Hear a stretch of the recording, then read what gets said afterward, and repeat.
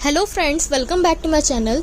तो आज हम बायोफार्मास्यूटिक सब्जेक्ट में यूनिट सेकेंड आपकी है, उसमें एक बायो इक्विवेलेंस स्टडीज़ टॉपिक है। आज हम उसके बारे में डिस्कस करेंगे।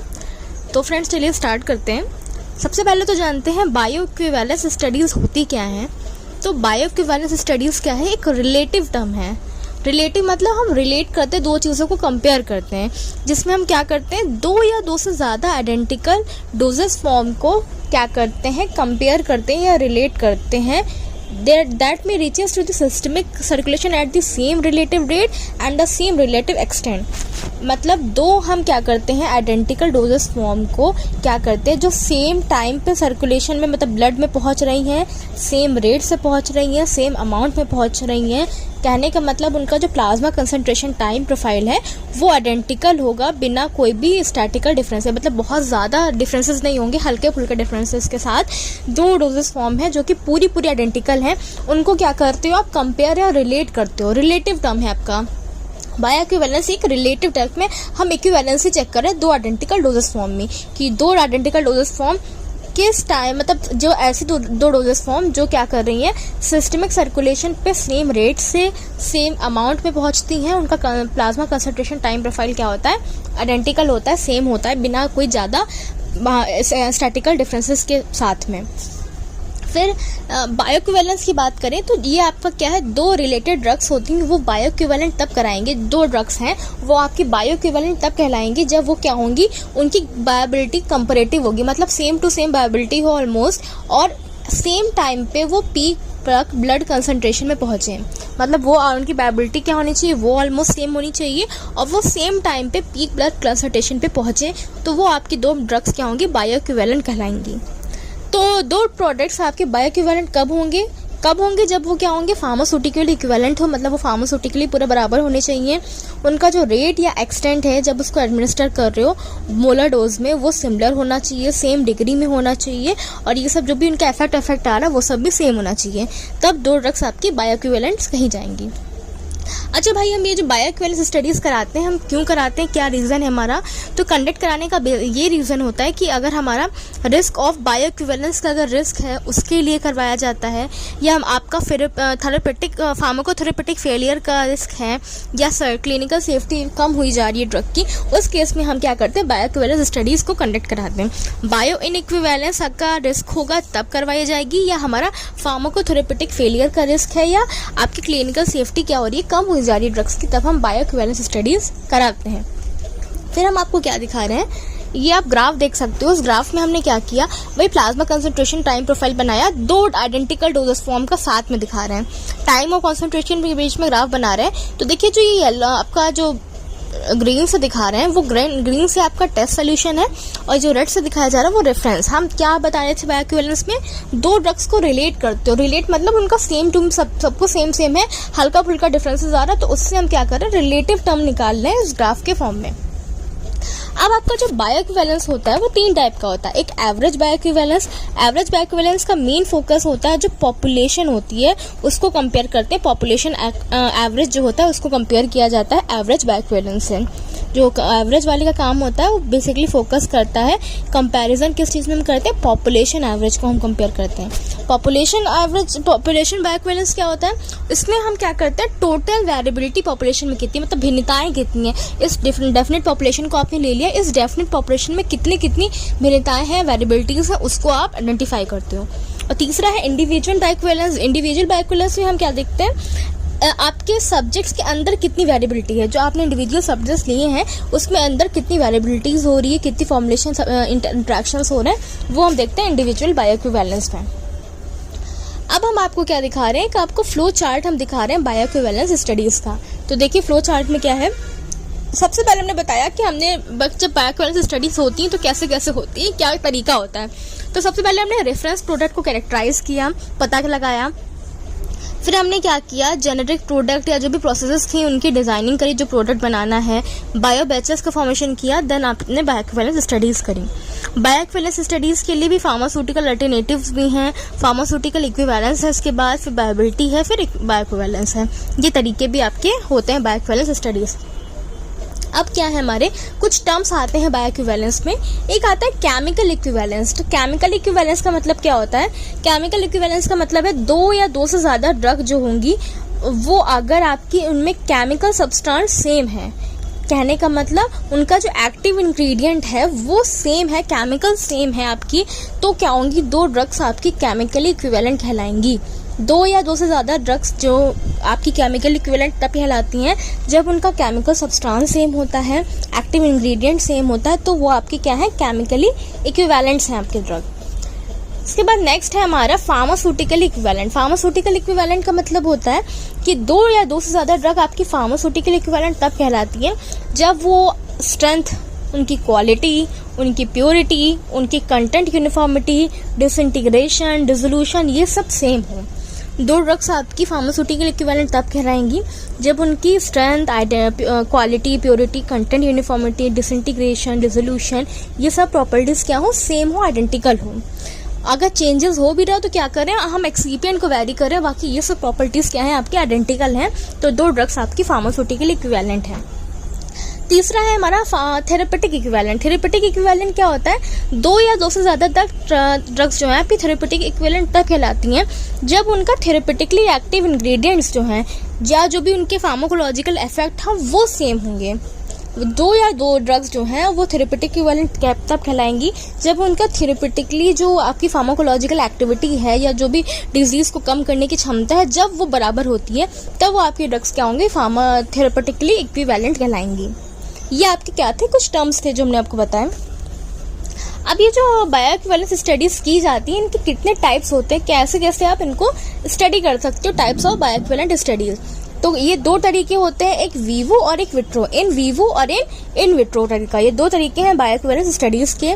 In vivo bio equivalence studies में क्या होता है, उसमें हमने कुछ आपके क्राइटेरियाज या क्राइसिस बताए गए हैं जो इन वीवो स्टडीज में बताए गए हैं। पहला जैसे कि ओरल इमीडिएट रिलीज प्रोडक्ट होते हैं जो सिस्टमिक एक्शन के अंदर हो रहा है, non oral immediate release product हैं, मॉडिफाइड रिलीज प्रोडक्ट हैं जिनमें सिस्टमिक एक्शन है। इन सब प्रोडक्ट्स का क्या कर सकते हैं हम, in vivo bio equivalence studies कर सकते हो। ओरल इमीडिएट रिलीज हो गया, नॉन ओरल इमीडिएट रिलीज हो गया, मॉडिफाइड रिलीज, इन सब में क्या होगा, ये सीक्वेंसिंग क्राइटेरिया जो होता है वो फॉलो होता है या यूजफुल है हमारा। दूसरा है आपका in vitro bioequivalence study. तो in vitro bioequivalence studies में क्या होता है, जैसे डिसोल्यूशन रेट हो गया, ये सब इन विट्रो प्रॉपर्टीज हैं आपकी। तो इनमें कौन कौन सी आपकी किनका ये इन विट्रो परफॉर्मेंस होगा, तो ड्रग, ऐसी ड्रग प्रोडक्ट जो क्या हो रही है, स्ट्रेंथ में अलग हैं, एक्टिव सब्सटेंसेस की स्ट्रेंथ अलग अलग है जिनकी, उनका हम इन विट्रो कर सकते हैं। या कोई ऐसी ड्रग प्रोडक्ट जो क्या हो रही है, रीफॉर्मुलेशन उनकी हो रही है, मैन्युफैक्चरर हम चेंज कर रहे हैं, मॉडिफाई कर रहे हैं, ओरिजिनल मैन्युफैक्चरर से चीज़ों में मॉडिफिकेशन कर रहे हैं, फिर से फॉर्मुलेशन बना रहे हैं, उस केस में हम इन विट्रो बायो इक्विवेलेंस स्टडीज़ भी कर सकते हो। या कोई F3 है, आप IVC एक्सेप्टेबल है, या इन विट्रो डिसोल्यूशन रेट है कोई भी न्यू प्रोडक्ट का, वो इक्विवेलेंट है, उस केस में भी हम क्या कर सकते हैं, इन vitro bio equivalence studies perform कर सकते हैं। ये तो आपके क्या थे, दो तरीके थे स्टडीज़ के। अब आपका जो है वो टॉपिक है bio equivalence experimental studies design. Bio equivalence experimental study design का मतलब होता है कि जो बायो इक्विवेलेंस स्टडीज़ की जा रही है उनमें हम डिज़ाइनिंग कैसे करते हैं, कैसे कैसे हमें ग्रुप्स लेने हैं, कैसे कैसे हमें सब्जेक्ट्स लेने हैं, क्या क्या तरीके करने हैं। तो आपके क्या होते हैं, जो डिज़ाइंस होती हैं, बेसिकली 4 डिज़ाइंस होती हैं बायो इक्विवेलेंस की जो परफॉर्म करने के टाइम पे हमें याद करनी है। पहला है कम्प्लीटली रैंडमाइज्ड डिज़ाइन। पहली है कम्प्लीटली रैंडमाइज्ड डिज़ाइन। रैंडम का मतलब होता है एट रैंडम, मतलब कुछ भी ले लेना। रैंडम डिज़ाइन है ये। रैंडम डिज़ाइन का मतलब होता है इसमें जितने भी ट्रीटमेंट्स होते हैं या जो भी चीज़ें हम लेते हैं वो सब रैंडम लेते हैं। एक्सपेरिमेंटल सब्जेक्ट से क्या होता है, एट रैंडम चीज़ों को उठाते हैं। अब इसका मेथड क्या होता है रैंडमाइजेशन का, कैसे हम रैंडमली लेंगे। तो सपोज हमने एक एग्जाम्पल दिया कि मान लो हमने 1 से 20 तक सब्जेक्ट हैं, 1 से 20 तक लाइन से सब्जेक्ट रखे हैं, ठीक। तो अब हम क्या करेंगे, रैंडमली सेलेक्ट करेंगे चीज़ों को। रैंडमली हमने 1 को उठा लिया, 5 को उठा लिया, 6 को उठा लिया, 10 को उठा लिया, 15 को उठा लिया। रैंडमली हमने सैंपल्स लिए, फिर उनको जाके उनकी बायो इक्विवेलेंस स्टडीज़ परफॉर्म करेंगे। फिर हम क्या करेंगे, इस तरीके से उसको परफॉर्म करेंगे। ये आपका क्या था, रैंडमली चीज़ों को हमने अरेंज किया। दूसरा है आपका randomized block design. Randomized block design का मतलब क्या होता है, इसमें जो हम सेम सब्जेक्ट को या फर्स्ट सब्जेक्ट जो होमोजीनियस ग्रुप है, मतलब सेम चीज़ों को हम एक ग्रुप में रखते हैं, उन ग्रुप को हम ब्लॉक बोलते हैं। मतलब जो लोग सेम होंगे 1 से 20 तक में जो सेम होंगे उनको हम एक ग्रुप में रखेंगे और उस ग्रुप को हमने क्या बोला, ब्लॉक बोला। ऐसे हम डिफरेंट क्या करेंगे, ब्लॉक को बना लेंगे और उन ब्लॉक में से रैंडम ब्लॉक्स उठाएंगे। जैसे पहले वाले में सब्जेक्ट लाइन से थे 1 से 20 तक, इसमें हमने क्या किया, इसमें हम सेम होमोजीनियस जो भी ग्रुप हैं उनको साथ में कर लेते हैं। मतलब 1 3 5 है, इनको एक ग्रुप बना लिया, 2 3 6 है, इनको अगला ग्रुप बना लिया। ऐसे करके हम क्या करेंगे, डिफरेंट ब्लॉक्स बना लेते हैं और इन ब्लॉक्स में थे अब हम इन ब्लॉक्स को रैंडम उठाते हैं। ब्लॉक्स को क्या करेंगे, अब हम रैंडमाइज्ड उठाएंगे। तो यही किया कि सब्जेक्ट, पहले तो हमने सब्जेक्ट को क्या किया, सिमिलर जो बैकग्राउंड के थे उनको ब्लॉक्स में बनाया, फिर हमने रैंडमली क्या किया, ब्लॉक्स को उठाया, फिर उनका जो भी था डिफरेंट ब्लॉक्स को रैंडमली उठाया, फिर उनको क्या किया, बायोबिलिटी उनकी बायोइक्विवेलेंस स्टडीज़ परफॉर्म करी। अब तीसरा आपका क्या है, रिपीटेड मेजर या cross over and carry over design. इसमें क्या होता है, ये आपकी बहुत ही एसेंशियल, बहुत ज़रूरी रैंडमाइज वर्क डिज़ाइन होता है, जहाँ पे क्या होते हैं, सेम सब्जेक्ट जो होते हैं वो एज अ ब्लॉक सर्व करते हैं। इसमें क्या हो रहा है, एसेंशियल रैंडमाइज जो था आपका ब्लॉक डिज़ाइन, वहाँ पे सेम सब्जेक्ट थे जो एज अ ब्लॉक कर रहे थे। यहाँ पे क्या होता है, सेम सब्जेक्ट को utilize for each treatment under study. हम सब्जेक्ट में क्या कर रहे थे, ईच ट्रीटमेंट में सेम ऑब्जेक्ट को, सेम सब्जेक्ट को ले रहे थे। रिपीटेड वाले में क्या होता है, हम रिपीटेड मेजर लगते हैं सब्जेक्ट के, मतलब एक जो सब्जेक्ट है, एक में जो मेजर है ईच सब्जेक्ट को, उसको बार बार रिपीट करते हैं। डिज़ाइंस में क्या करते हैं, चीज़ों को, मेजर्स को, सब्जेक्ट को रिपीट किए जाते हैं, तो इनका नाम हो गया रिपीट मेजर डिज़ाइन। अब क्या हो रहा है, अगर हम 2 या 2 से ज़्यादा ट्रीटमेंट अपना रहे हैं, उस केस में हमने ये देखा कि इस रैंडमाइज्ड ऑर्डर जो ग्रुप पेशेंट का है वो क्रॉस ओवर, मतलब एक दूसरे से हो सकता है ना कि जब रिपीटेड होगा, बार बार सब्जेक्ट आएंगे तो एक दूसरे से क्रॉस भी करेंगे भाई, इधर उधर क्रॉस करेंगे, टकराएंगे। तो इस टकराने को हमने बोला क्रॉस ओवर डिज़ाइन या चेंज ओवर डिज़ाइन में बोला कि बार बार एक दूसरे से टकरा रहे हैं।